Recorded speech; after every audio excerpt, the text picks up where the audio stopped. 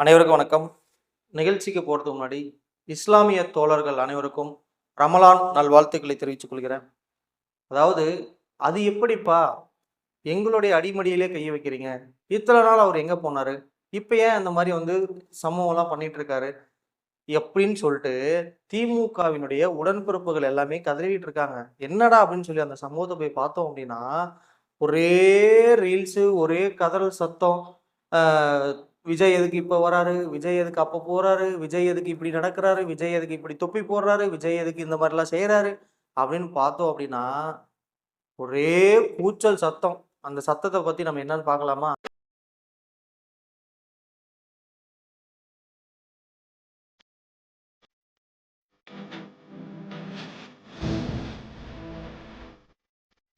அதாவது இந்த பதிவு நம்ம எதுக்காக போடுறோம் அப்படின்னா, தமிழ்நாட்டுல இந்துக்களுடைய வாக்கு சதவீதத்தை விட இஸ்லாமியர்களுடைய வாக்கு சதவீதம் இருந்தால் மட்டும்தான் ஒரு தமிழ்நாட்டில் இருக்கக்கூடிய ஒரு அரசியல் கட்சிகள் அந்த ஆட்சி அமர முடியும் அப்படின்றத தமிழ்நாட்டு அரசியல்ல பேசும் பொருளாகவும் அதுதான் நிதர்சனம் இல்லாத உண்மையாகவும் இருந்துட்டு இருக்கு. அப்படி இருக்கக்கூடிய ஒரு சூழ்நிலையில தான் கடந்த அதிமுக ஆட்சி காலத்துல இஸ்லாமியர்களை செல்வி ஜெயலலிதா அவர்களும் எம்ஜிஆர்களும் பார்த்தாங்கன்னா அவங்க இஸ்லாமியர்களுக்கு தேவையான திட்டங்கள் எல்லாம் கொண்டு செஞ்சு கொடுத்ததுனால இஸ்லாமிய மக்கள் எல்லாமே அதிமுக பக்கத்துல வாக்களிச்சிட்டு இருந்தாங்க. அதற்கு பின்னாடி பார்த்தோம் அப்படின்னா திரு எடப்பாடி அவர்கள் ஆட்சி அமைஞ்சதுக்கு அப்புறம் அதிமுக பிஜேபி பக்கம் கொஞ்சம் கொஞ்சமா சாஞ்சிட்டு இருந்தனால அங்க இருக்கக்கூடிய இஸ்லாமிய மக்கள் எல்லாருமே என்ன பண்ணிட்டாங்க அப்படின்னா அதிமுக முற்றிலும் புறம் தள்ள ஆரம்பிச்சிட்டாங்க.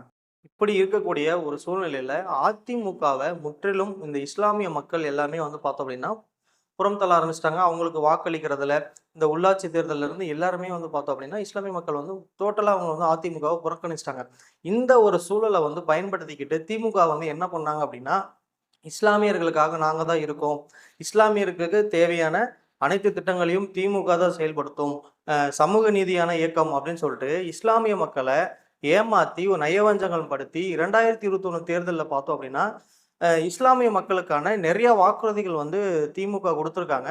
அந்த வாக்குறுதிகள் எல்லாமே பார்த்தோம் அப்படின்னா ஒரு சில வாக்குறுதிகள் மட்டும் நிறைவேற்றிட்டு மீதி இருக்கக்கூடிய வாக்குறுதிகள் எதையுமே நிறைவேற்றல அப்படின்ற ஒரு குற்றச்சாட்டாவும் நிறைய இருந்துட்டு இருக்கு. இப்படி இருக்கக்கூடிய ஒரு சூழல்ல பார்த்தோம் அப்படின்னா 2026 தேர்தல் அரசியல்களை வந்ததுக்கு அப்புறம் மீண்டும் இந்த திமுக அரசு என்ன பண்ணுது அப்படின்னா, நாங்க தான் மீண்டும் இஸ்லாமியர்களுக்காக நாங்க தான் இருக்க போறோம் அப்படின்ற ஒரு பொய்யான ஒரு வாக்குறுதிகள் ஒரு ஸ்ப்ரெட் பண்ணிட்டு இருக்காங்க.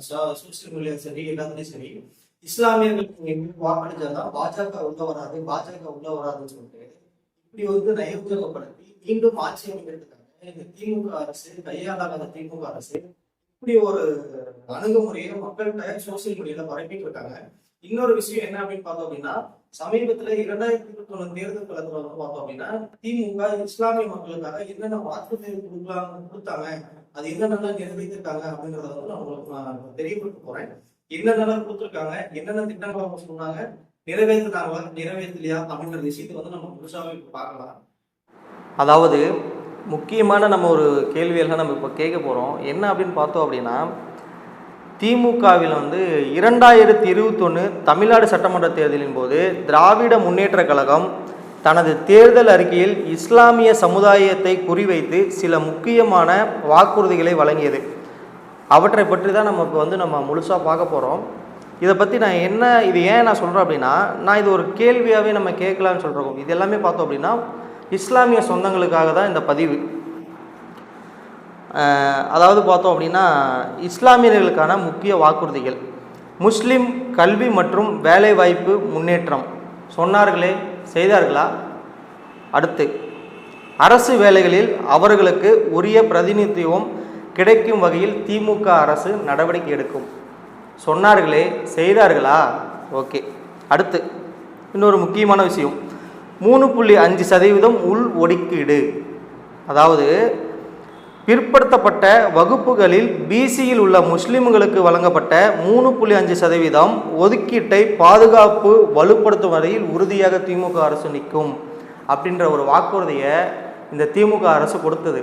சொன்னார்களே, செய்தார்களா? அடுத்து முக்கியமாக வக்பாரிய மேம்பாடு. தமிழ்நாடு வக்பாரிய சொத்துக்களை பாதுகாக்கும் நடவடிக்கை திமுக அரசு மேற்கொள்ளும் சொன்னார்களே, செய்தார்களா? அடுத்து வக்பாரிய சொத்துக்களில் உள்ள முறைகேடுகளை தடுக்க சட்ட ரீதியான நடவடிக்கை திமுக அரசு கொண்டு வரும். சொன்னார்களே செய்தார்களா? அடுத்து ஹஜ் யாத்திரை வசதிகள். ஹஜ் யாத்திரை செல்லும் தமிழ்நாடு முஸ்லிம்களுக்கு கூடுதலாக வசதிகள். சொன்னார்களே செய்தார்களா? அடுத்து அரசு உதவிகளை விரிவுபடுத்துவோம். அதாவது முஸ்லிம்களுக்கான அரசுல கிடைக்கக்கூடிய சலுகைகளை நாங்கள் விரிவுபடுத்துவோம் சொல்லி சொன்னாங்க. அவங்களுடைய வாக்குறுதியாக கொடுத்துருக்காங்க.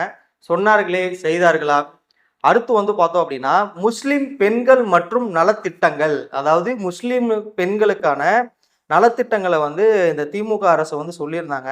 தனிப்பட்ட நலத்திட்டங்கள், அதாவது செல்ஃப் ஹெல்ப் அண்டு குரூப் தொழில் பயிற்சி, இந்த திட்டத்தையும் இந்த திமுக அரசு அவங்களுடைய வாக்குறுதியாக கொடுத்துருக்காங்க. சொன்னார்களே செய்தார்களா? அடுத்து பார்த்தோம் அப்படின்னா விதவைகள் ஏழைகள் பெண்களுக்கு உதவி திட்டம். சொன்னார்களே செய்தார்களா? அடுத்து மதம் மற்றும் கலாச்சார பாதுகாப்பு, பள்ளிவாசல்கள் பராமரிப்பு. அதாவது முஸ்லிம்களுடைய பள்ளிவாசல்கள் பராமரிக்கிறதுக்கு அரசே நிதி ஒதுக்கீடு செய்யும் அப்படின்றதையும் சொல்லியிருக்காங்க. சொன்னார்களே செய்தார்களா? அடுத்து பார்த்தோம் அப்படின்னா முஸ்லிம்கள் கலாச்சாரம் மரபுகளை பாதுகாக்க உதவி செய்யும் இந்த திமுக அரசு அப்படின்னு சொல்லி சொன்னாங்க. இதுக்கும் நான் எதுனா சொல்றதுன்னே புரியல. அதுக்கப்புறம் பார்த்தோம் அப்படின்னா சிறுபான்மையின் நலத்துறை வலுப்படுத்துதல். அதாவது சிறுபான்மையினர் நலத்துறையை அதிக நிதி ஒதுக்கீடு செய்யப்படும் அப்படின்னு சொல்லிட்டு திமுகவினுடைய 2021 வாக்குறுதிகள் சொன்னார்கள். செய்தார்களா? அதுக்கப்புறம் பார்த்தோம் அப்படின்னா இஸ்லாமியர்களுடைய மாணவர்கள் விடுதிகள் கல்வி நிறுவனங்கள் மேம்படுத்துதல் இப்படிங்கிறத பல திட்டங்களான 2021 தேர்தல் வாக்குறுதியா இந்த திமுக அரசு கொண்டு வந்திருக்கு. இது எல்லாமே சொன்னார்களா செய்தார்களா அப்படின்றத இந்த இஸ்லாமிய மக்கள் தான் இந்த வீடியோவை பார்த்து புரிஞ்சுக்கணும். மீண்டும் நம்ம இந்த திமுகவுக்கு நம்ம வாக்கு அளிக்கணுமா அப்படின்றத இஸ்லாமிய மக்களும் சொந்தங்களும் இந்த வீடியோ தெளிவாக பார்த்துக்கணும். ஏன் இதை நான் மறுபடியும் சொல்கிறேன் அப்படின்னா அடுத்து நான் என்ன வரேன், இன்னும் ஏன் யாருக்கெல்லாம் வாக்களிக்கணும், எப்படியெல்லாம் திமுக உங்களை ஏமாத்துது, உங்ககிட்ட இருந்த வாக்குகள் எல்லாம் எப்படி பறிக்கிறாங்க அப்படின்ற விஷயத்த நான் இன்னும் நிறையா உங்ககிட்ட இப்போ நிறைய விஷயத்த நம்ம ஷேர் பண்ணலான் இருக்கேன்.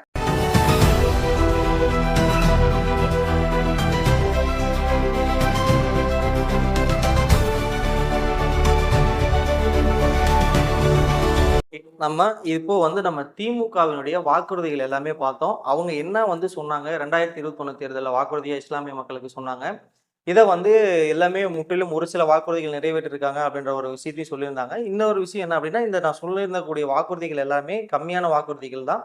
ஏன் அப்படின்னா இன்னும் நிறைய வாக்குறுதிகள் எல்லாமே இஸ்லாமிய மக்களுக்கெல்லாம் கொடுத்துருக்காங்க. அதெல்லாம் நிறைவேற்றப்படலை அப்படின்றது ஒரு குற்றச்சாட்டாவே அந்த இஸ்லாமிய மக்கள்கிட்டையும் அந்த கட்சியில் இருக்கக்கூடிய அந்த நிர்வாகிகள் எல்லாத்துக்குமே தெரியும். இஸ்லாமியர்களுக்கான ஒரு இயக்கங்கள் எல்லாமே இருக்கு. திமுக கூடிய கூட்டணியில் இருக்காங்க. அந்த கட்சிகள் எல்லாருக்குமே தெரியும் என்னென்ன வாக்குறுதிகள் கொடுத்தாங்க, இன்னும் எந்தெந்த வாக்குறுதிகள் நிறைவேற்றப்படலை அப்படின்ற விஷயமும் அந்த இஸ்லாமிய இயக்கங்களுக்கு தெரியும்.